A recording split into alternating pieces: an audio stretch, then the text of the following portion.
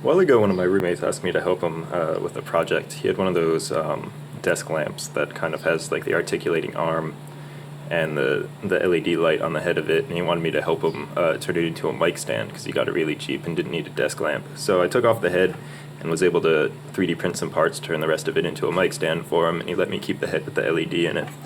So I got this nice little LED out of it.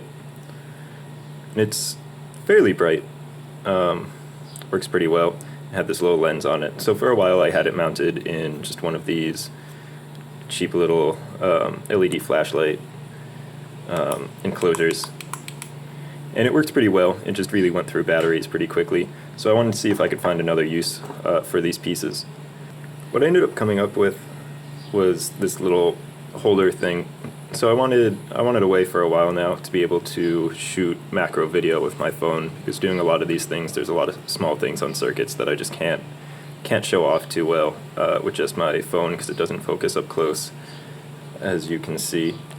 So it's pretty frustrating to try and get close-up shots with it. So basically what this does is it slides over the phone, and then the lens pops in here, and it's able to slide in front of the phone lens or out of the way when it's not in use. Straighten this pretty quickly. Right now I'm sliding the thing over the phone, and it's in place. And as we can see, if I go to try and focus close up to this LED, it just gets nothing. If I slide the lens in front of the camera, then we can really get up close and read the numbers on the LED. And we can see other things like the component numbers on this voltage converter. But as you can tell, it's pretty dark. So what I could do is I could turn on the flash. And the flash is pretty okay. It allows a lot of things to be read, but it's really only off to one side. So if you're trying to look at something over here where there's a lot of taller components in the way, it can be pretty tough to get a good view of them. What I'm going to end up doing, I think, is taking this LED chip and then finding a way to mount it onto the macro lens holder, maybe off to the side somewhere, so that way I can just get two different points of light shooting down onto whatever I'm trying to record, so that way I don't have to worry about the shadow being cast by the phone flash. So the first thing I need to do is figure out what voltage or how much power to give this LED for it to properly light without burning it out. So I just did a quick Google search on the numbers on here, C6060, and found out that this likes to be driven at about 400 milliamps, and it has a forward voltage drop of about 3.3 volts. So the next step was to figure out how to power it. And there are a lot of different options for that. I could just plug it into my power supply. I could have it running off of an external LiPo battery, but those were all pretty clunky. So I figured my phone has a battery in it, I might as well try and find a way to power it off of my phone. After a little bit of Googling, I found out about something called USB OTG, or USB on the go. So normally I just have a standard micro USB cable here that I've stripped the end off of. If I plug this into the phone, then I check the voltage across the positive and negative rails of the USB cord. See that we're only getting about 300 or 38 millivolts, a little bit less. So that's really not anything useful at all. So what USB on the go does is it allows the phone to act as a host device, so that way it can send power over the cord, and you can use it to plug in things like USB keyboards or game controllers and stuff like that. Turning a regular USB cable into USB on the go cable is actually fairly simple. So standard USB, as you'll see here by these wires, is 4 pins. So you have your positive, your 5 volts, your ground, and then your TX and RX. So those are your send and receive data lines. And then there's this metal shielding around it, which just acts as grounding for the cable and everything. But if you look at a mini USB, actually, you'll see that inside there are 5 pins. Let's see if I can get this to focus. There we go. So you can kind of see inside there. Another reason why I need that light, but there are 5 pins inside the cable. So obviously one of these pins isn't connected because there are no wires for it to connect to. So what you have to do to make a USB on the go cable is ground out that remaining pin just to ground, and then it will tell the phone that it's acting as a host device. I just do a bit more damage than I was hoping to expose the connections on this connector, but as you can see over here, there are only 4 pads on the normal area where I would have liked to solder, so I had to go directly into the pins, scrape away the plastic on the port itself. But you can see, let me grab.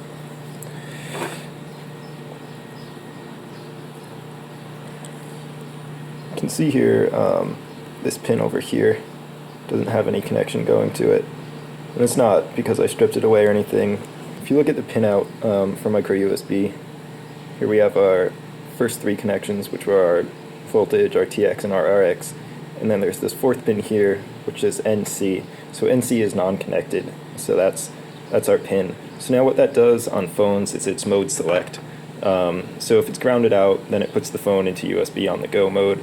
And then depending on the resistance across it, if you were to put different resistances across it, you could put the phone into different modes to allow you to flash different ROMs on it or access certain parts of developer options and things like that.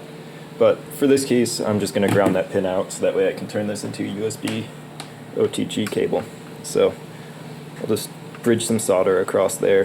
Here's the connection. So it's messy as anything, but I just could not get the solder to stick to those tiny pins for whatever reason, so I had to throw a tiny piece of wire in there to join them together and then just blob that whole thing with solder. So it doesn't look like anything else is shorted out, which is good, but let's try plugging it into the phone and see if we get any voltage out of it now. Right, moment of truth time. So let's plug this in here. Oh, a little message came up saying USB connected, so that's a good sign already. And then we'll just try this. Look at that, 5 volts out of it. Awesome. So now I've just got to clean up this connection. This connector probably coated in something so that it doesn't have any chance of anything shorting out on it. Probably covered in liquid electrical tape, and then heat shrink this connector back onto it.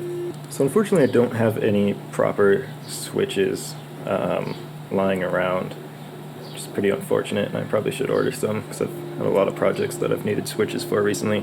But I do have this switch that I recovered from, I believe it was an old DVD player, like a computer CD or DVD player or something. But it's pretty neat because it has 2 separate switches built into it, more or less.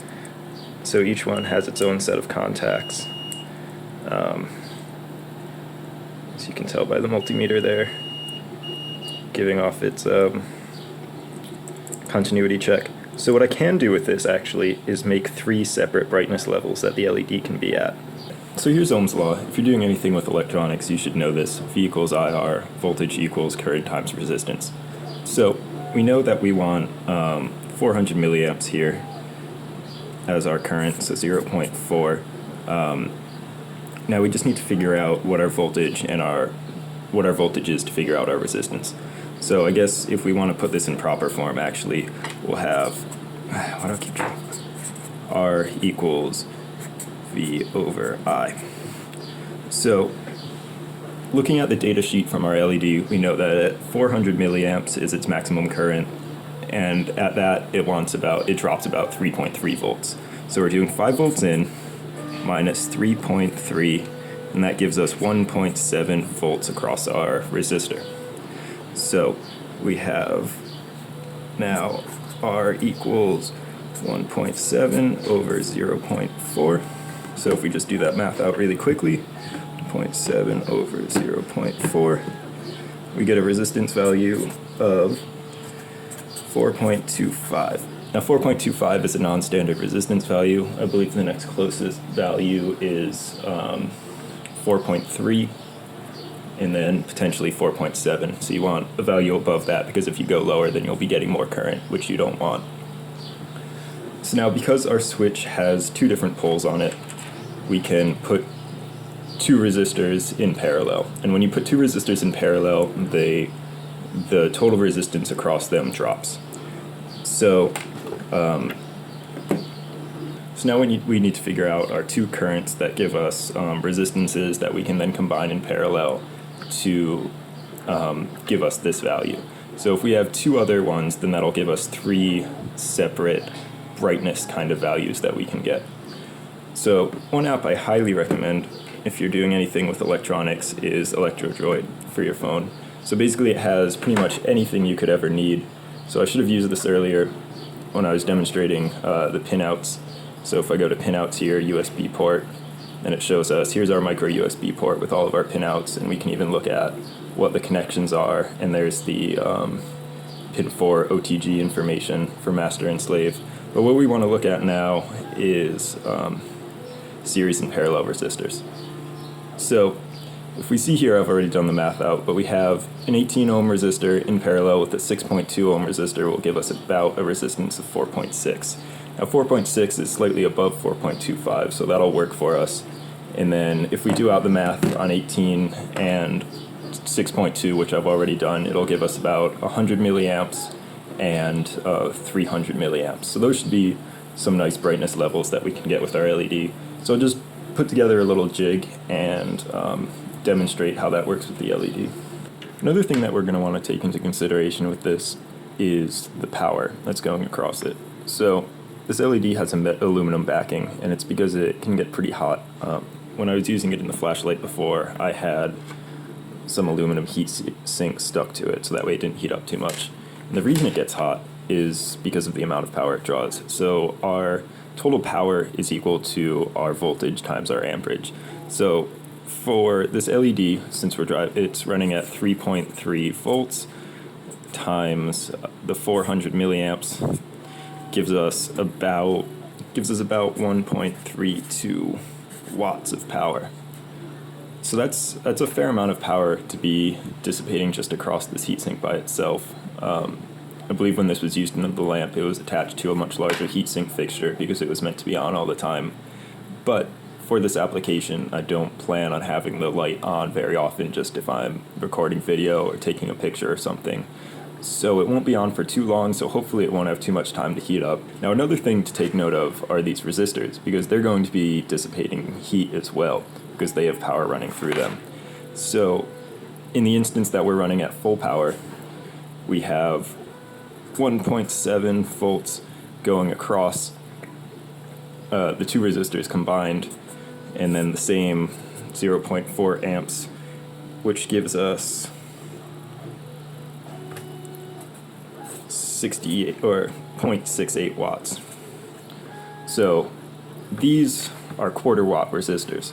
So across the two of them, that's half a watt of power that they can dissipate total. Now they're going to be dissipating different amounts of power because they're different resistances, but 68 or 0.68 watts does exceed the maximum power rating of those resistors. So they will heat up, but again, because I think I'm running them for such a short amount of time, it will be okay.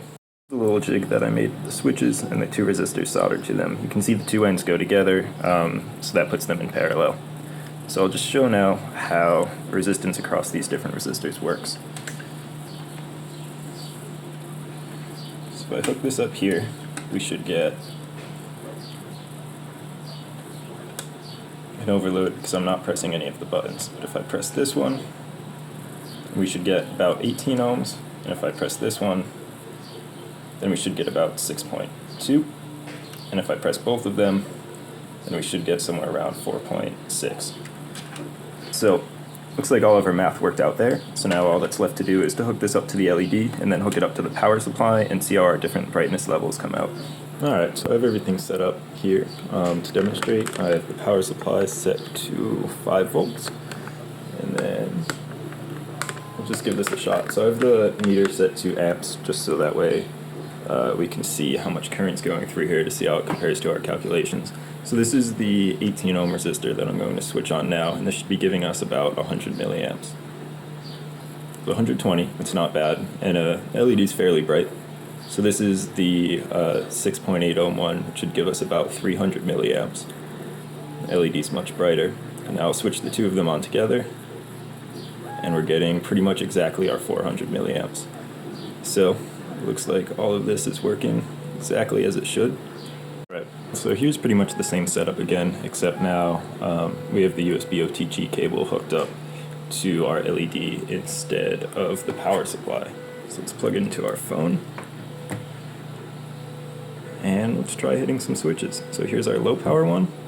You can see we're getting our 100 milliamps, our medium power, which is working fine, and our high power at our full 400 milliamps. So that's fantastic. So now I guess I'll try plugging it into this phone that I'm recording with, which is the one that will have our magnifying lens on it, and let's see if it still works. So 100, 300, and a little bit shy of 400, but the battery is pretty low on this phone. So that's great. So here's the final version of the lens adapter. You can see I have the light mounted towards the top, and then I have the switch mounted on the side here, and then coming down is the OTG cable. So I'll just slide this onto the phone. I also added these two little blobs of hot glue because I forgot to add in the little stoppers for the lens when I was printing it. So those just prevent it from falling out when it's pushed out of the way. So if I slide this on the phone now, seems good, and plug it in. There we go. So now I should be able to turn on the different brightness lights. These switches on the side. If I flip the lens down over it, then we can look at some things on this board. You can see it's pretty dark right now, but if I turn on the light, we can easily see what's going on. So this will be good for when I'm switching back and forth between macro and regular, because normally you have to stop recording to turn on and off the flash, which is pretty dumb, honestly, but this will certainly help with it. And now I can go back to standard. So these are the different iterations I went through of the design. So this was the first one. The print failed partway through, so that's why it looks a little bit unfinished, but it was a bit unwieldy because it had this extra leg over here, and then when sliding it on the phone, this bit would hit the volume key. Even though I have that cut out there, it just wasn't the right size. So next off, I just kind of cut out that leg on this one so it fit a little bit better, but when I did that, it removed a lot of the support, so the part that holds the lens was pretty flexible, and the lens didn't stay in place. So then this was the one that I was using for the first half of the video. Pretty much the one above it, it just has this added support here for the lens, and then lens can pop in and slide over. And then now I have the one that I'm using now. So overall, I think this turned out pretty well, and I'm pretty happy with it. So here's how the whole setup looks when it's on my phone. You can see the lens on the back and the light up top. If I hit these levers, it turns on the light. So it's a little bit tough to hold if you're using it. I mean, I left the cord long enough so that way it can go around your hand. If you're holding it sideways, then it's a little bit easier, and the levers are in a pretty convenient spot. And I also have still fits onto the tripod mount that I'm using for this when I'm taking normal video. So